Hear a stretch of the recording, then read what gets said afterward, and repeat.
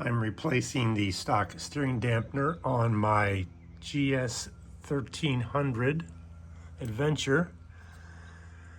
There's the original. It's much easier to get to this one on the 1300 than the 1200s and the 1250s. It's higher off of the lower triple tree. I'm going to be replacing it with a Touratech by HyperPro adjustable steering dampener. So anyway, it wasn't much worth making a video of. It was so simple. It took about 10 minutes. Just get the torques right and the angles right, and there is your installation of the Touratech HyperPro steering dampener on a 2025 BMW GS Adventure.